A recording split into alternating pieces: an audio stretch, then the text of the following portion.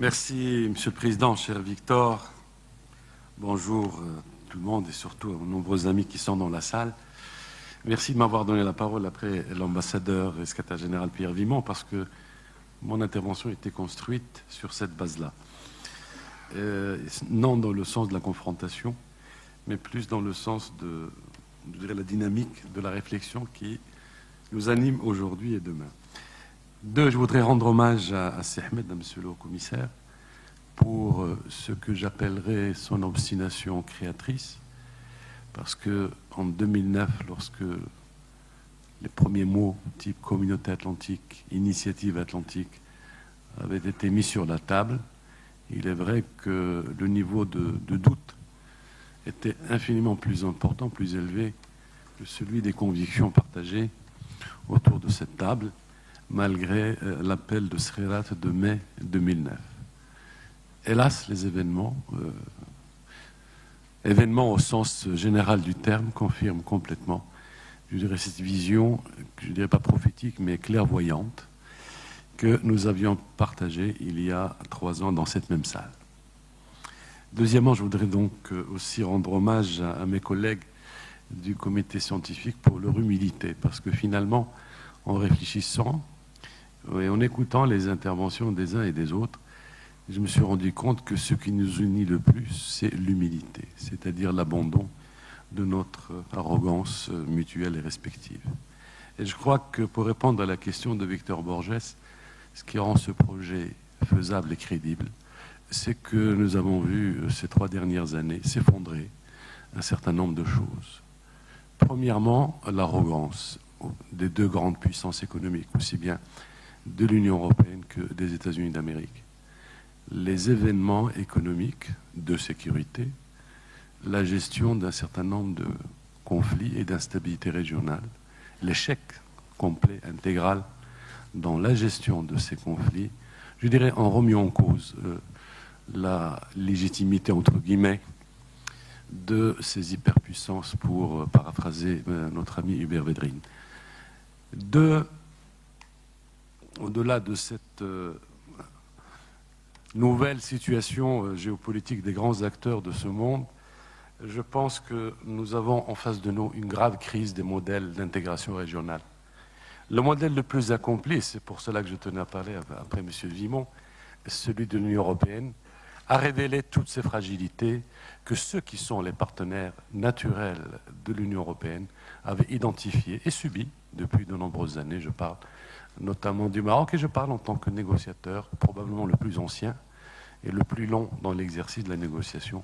avec l'Union européenne. Nous décelions ces faiblesses structurelles, ces contradictions, en particulier lorsque vous touchez la substance, c'est-à-dire l'intérêt commun, la res publica, comme on le dirait par ailleurs. Et on voyait toujours que cette unité européenne n'en était pas une, puisque chacune de ses composantes nationales avait un projet, une vision, et le compromis est toujours fait par le bas. 3, les modèles de développement, les idéologies qui, je dirais, depuis Raoul Prebisch, nous ont inspiré et gouverné, y compris avec les déclinaisons que furent en particulier le consensus de Washington, revisité, etc., ont montré leurs limites. Les réponses, aussi bien nationales que multilatérales, que nous avons apportées à un certain nombre de dysfonctionnements du système économique, hélas, n'ont pas été aussi efficientes que nous l'aurions voulu.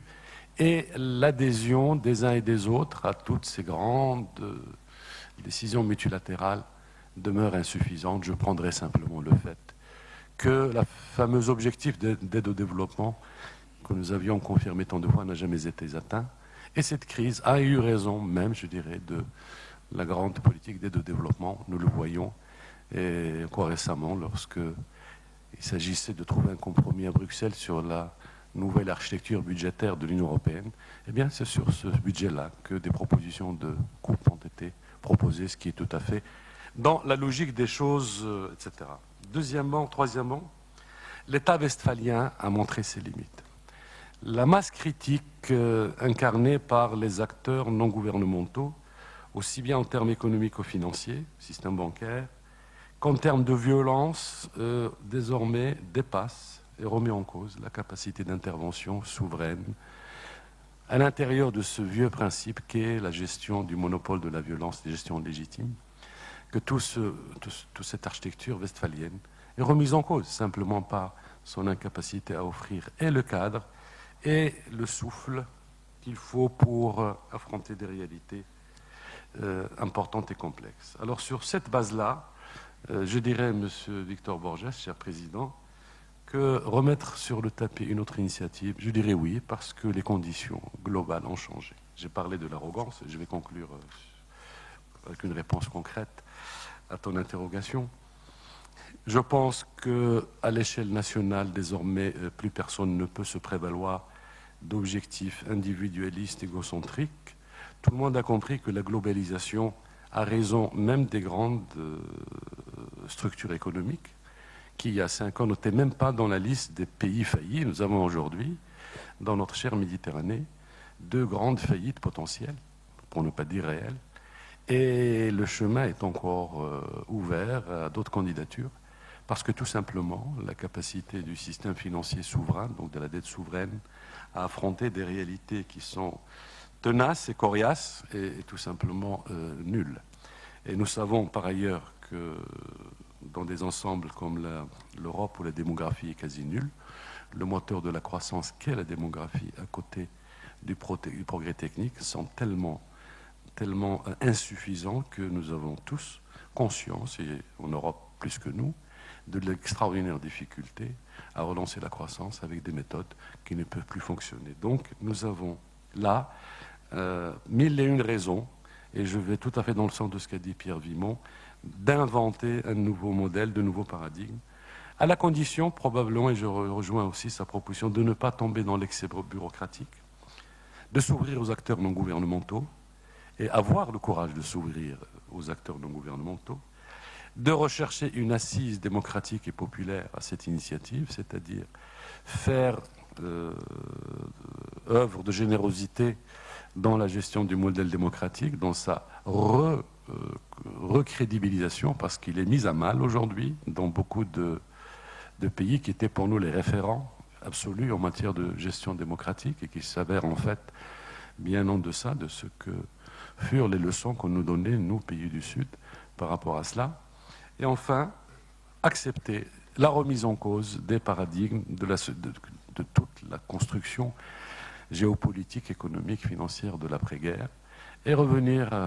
je dirais, sur le plancher des vaches, accepter de parler avec tout le monde, sans préjudice de ce que furent les césures Est-Ouest, Nord-Sud, accepter une réalité qui est quand même une réalité majeure, c'est que nous n'avons pas fait assez usage des compétences extra-gouvernementales, j'entends par là les sphères de la recherche scientifique, l'université, et peut-être aussi recourir aux philosophes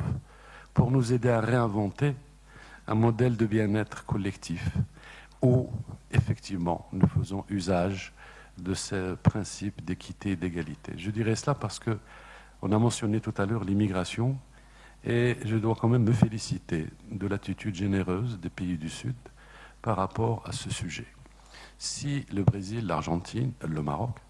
avaient fermé la porte aux nouveaux migrants, c'est-à-dire les victimes du modèle économique européen, qui sont aujourd'hui à Casablanca, à Rabat, en Argentine, il y a beaucoup d'Italiens qui vont en Argentine, beaucoup d'Espagnols.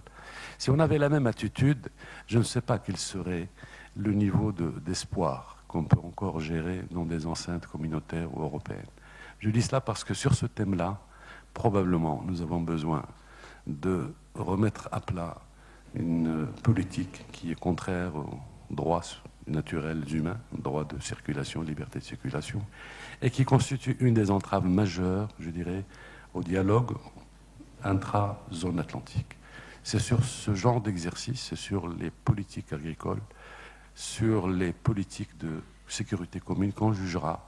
la disponibilité et la volonté des uns et des autres à construire un nouvel espace où une nouvelle gouvernance naîtra, et j'en suis convaincu, elle le sera.